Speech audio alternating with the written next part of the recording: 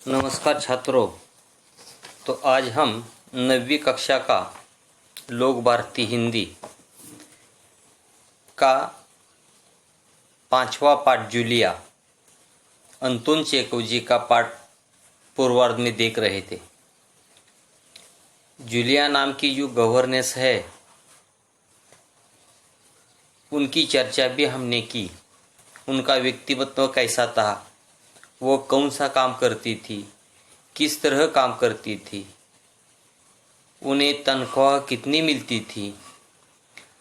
अब वह जिस घर में काम कर रही है उस घर का गृहस्वामी, उनका व्यक्तित्व भी हमने देखा है। और जूलिया और गृहस्वामी में जो चर्चा चल रही थी, इस चर्चे की भी हमने इसके पूर्व में चर्चा की है। तो अंतोन चेखव जी का भी परिचय हमने पूर्वार्ध में देखा था। गद्य संबंधी जो ही एकांकी है, इस एकांकी की भी चर्चा हमने की थी।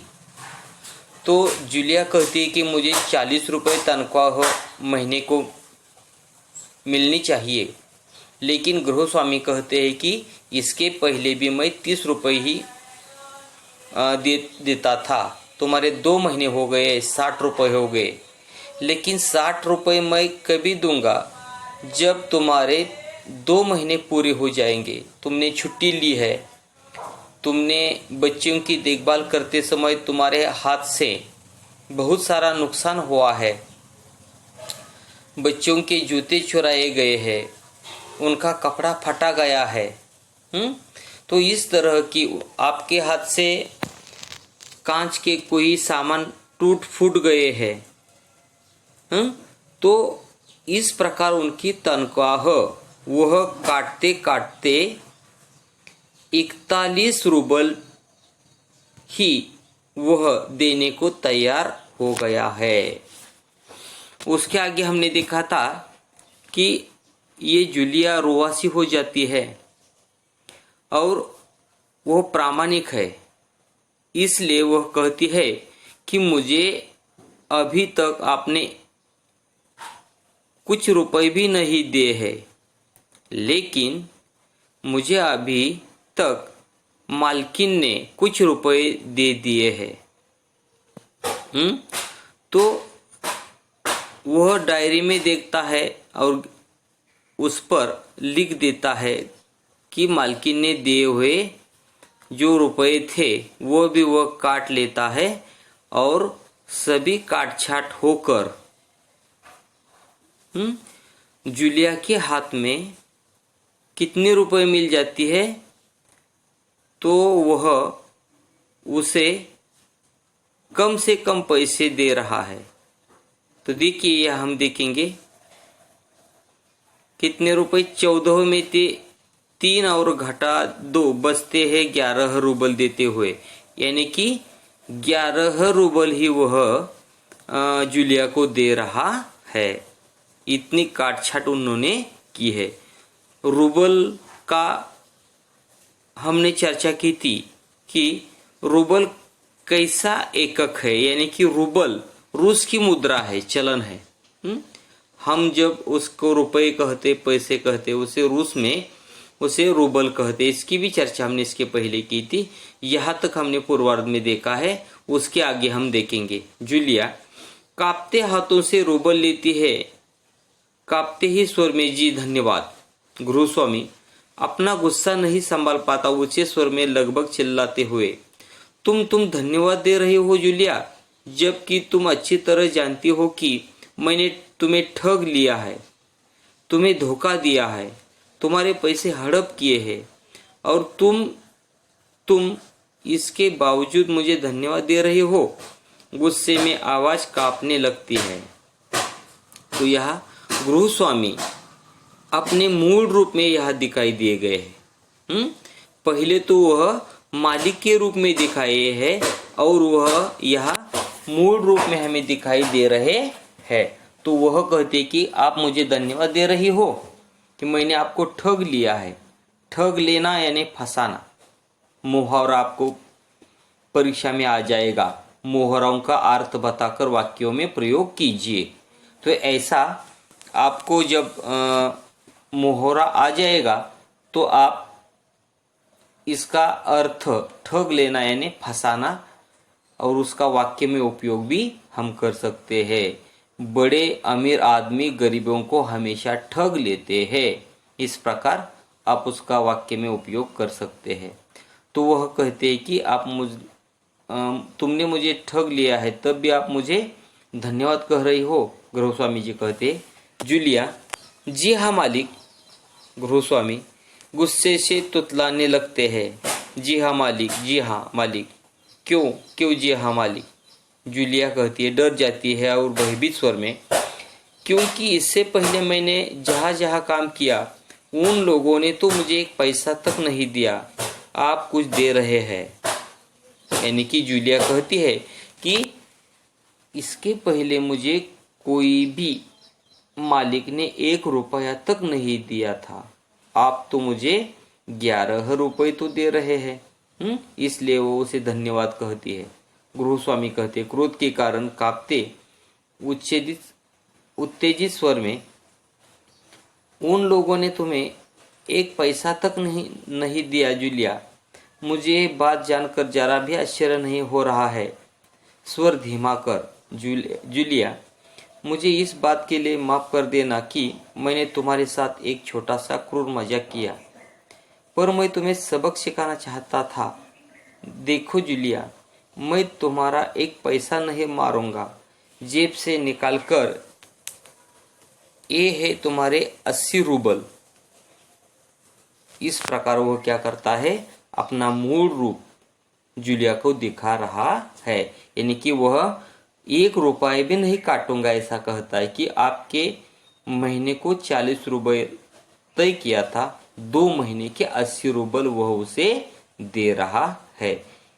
यहाँ तक हम देखते हैं कि अमीर आदमी गरीब आदमियों को किस प्रकार सताते हैं, उनको किस प्रकार पीड़ा देते हैं, इसके बारे में यहाँ हमें मालिक और काम करने वाली नौकरानी की चर्चा के बारे में हम यहाँ देख रहे हैं। वो 40 रूबल उसे 80 रूबल उसे दे रहे हैं।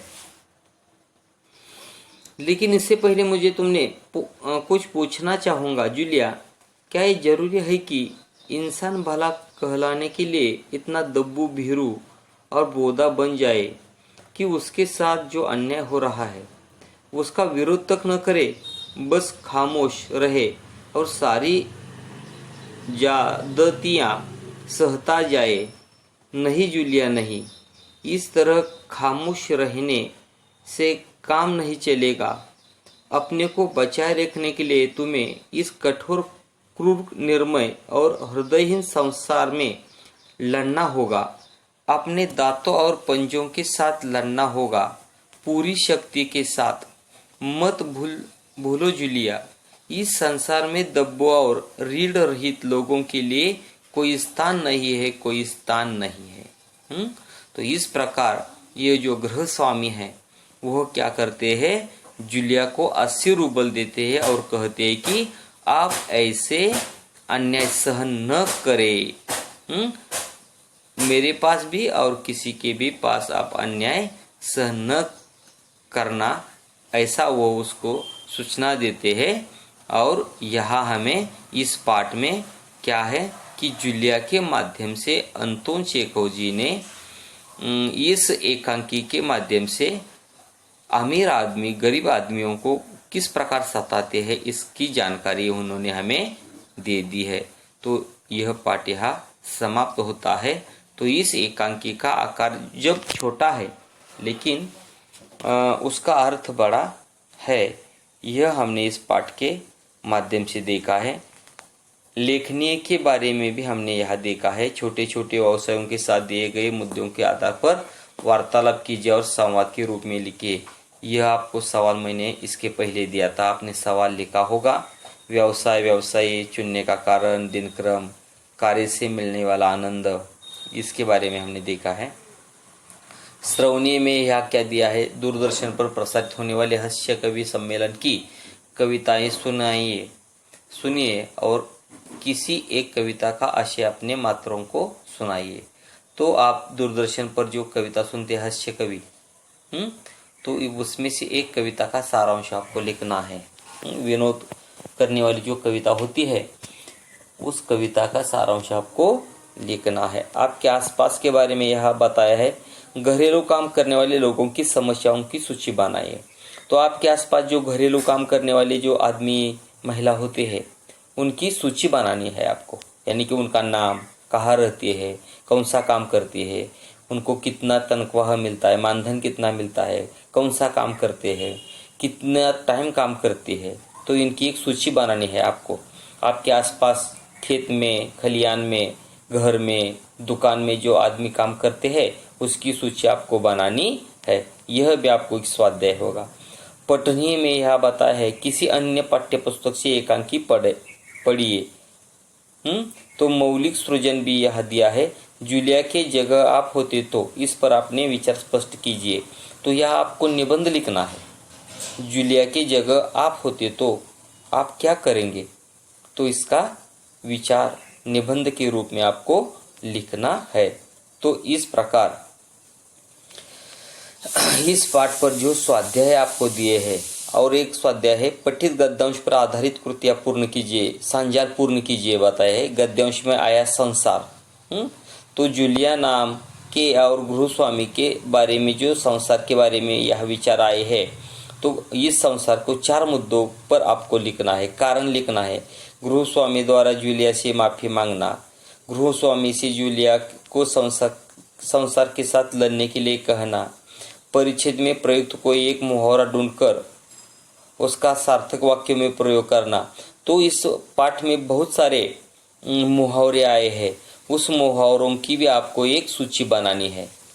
मुहावरा, उनका अर्थ और उनके वाक्यों में उपयोग, जितने जितने मुहावरे हैं वो ढूंढ लीजिए आप और मुहावरों की एक सूची बनाइए। और उसके आगे एक ऐसा सवाल है, पर शब्द को 2 अर्थ लिखे हैं। संसार में दब्बो और रीढ़ हिडित लोगों के लिए कोई स्थान नहीं है। इस पर लगभग 8 से 10 वाक्यों में अपने विचार लिखिए। अंतिम यहाँ हमने देखा था कौन सा वाक्य, तो संसार में दब्बू और रीढ़ रहित लोगों के लिए कोई स्थान नहीं है। दब्बू यानी कि जो सह लेने वाले लोग होते हैं, क्या अन्याय सहने वाले लोग।